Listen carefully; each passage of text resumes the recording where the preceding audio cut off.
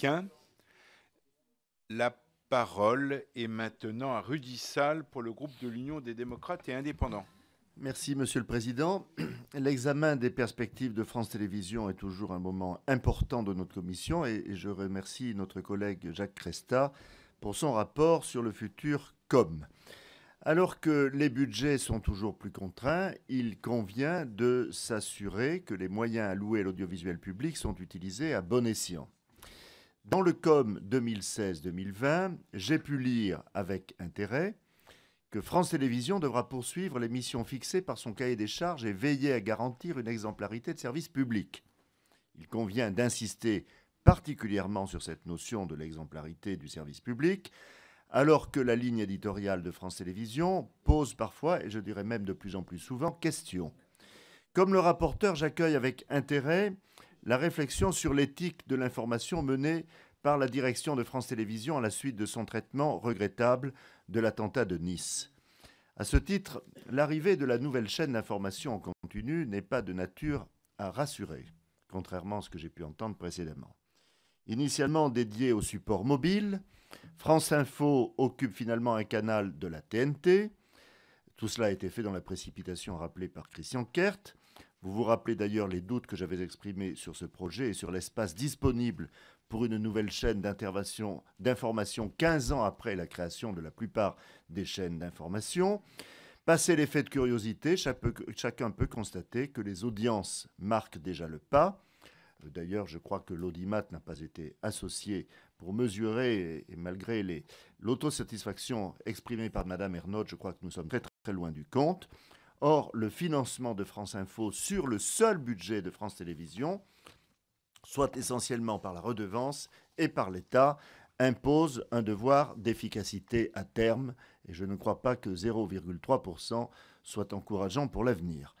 Le service public audiovisuel porte en lui des exigences propres et un des objectifs du COM, c'est justement d'accentuer la différence du service public.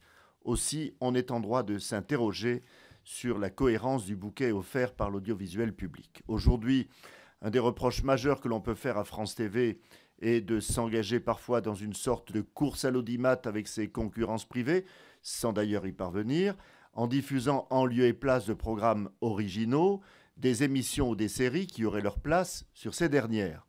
Vous avez rappelé que France 2 était une grande chaîne généraliste, mais on constate qu'elle ne valorise pas toujours des productions nationales. Les fictions françaises ne s'exportent pas très bien, et je vois que ce constat est partagé par France Télévisions, puisque le COM annonce que le défi de l'exportation est lancé. Quelles seront donc concrètement les pistes poursuivies pour renforcer l'attractivité de ces programmes ? Il est précisé dans le rapport que la chaîne France 4 a été repositionnée pleinement sur la jeunesse. J'ai eu l'occasion de le dire à plusieurs reprises, je reste opposé au maintien de cette chaîne qui occupe actuellement un créneau sur la TNT, mais qui cherche encore son public et qui le cherchera sans doute encore longtemps et dont on peut mettre en doute l'utilité. Alors que le COM doit énoncer la stratégie financière des prochaines années, il me semble qu'il y aurait là une piste d'économie à creuser. Au nom des députés du groupe UDI, je précise que nous sommes en revanche satisfaits que le recentrage de France O vers les Outre-mer soit aujourd'hui assumé, puisque le COM précise que dès septembre 2016, c'est-à-dire il y a un mois, France O sera consacrée exclusivement aux Outre-mer afin de mieux les faire connaître à un large public de l'Hexagone et des Outre-mer eux-mêmes et de favoriser le maintien des liens entre les originaires des Outre-mer vivant dans l'Hexagone et leurs collectivités d'origine. Acceptons-en l'augure, mais il est beaucoup trop tôt pour pouvoir se prononcer. Nous regrettons enfin la multiplication des rediffusions de certains programmes, alors que la pratique du replay, vidéo de rattrapage, est en plein essor grâce au développement d'Internet.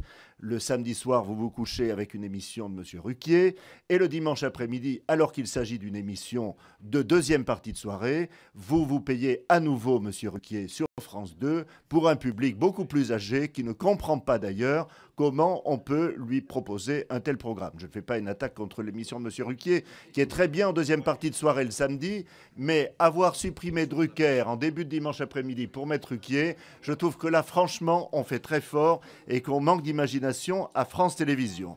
Ces remarques posées, j'aurai quelques observations plus particulières à propos du budget. Le COM insiste sur la nécessité de déployer les ressources du service public et favoriser les synergies.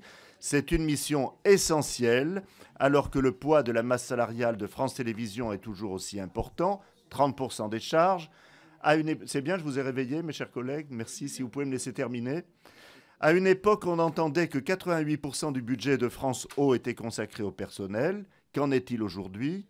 De même quels ont été les rapprochements entre les différentes chaînes dans le cadre de la chaîne d'information commune.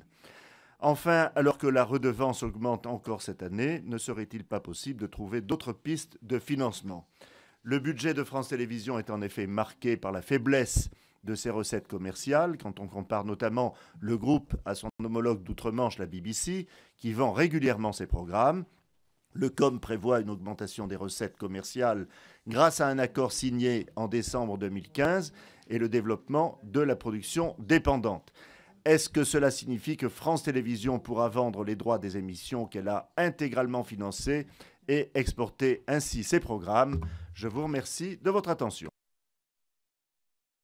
Merci, Érudit-Salle.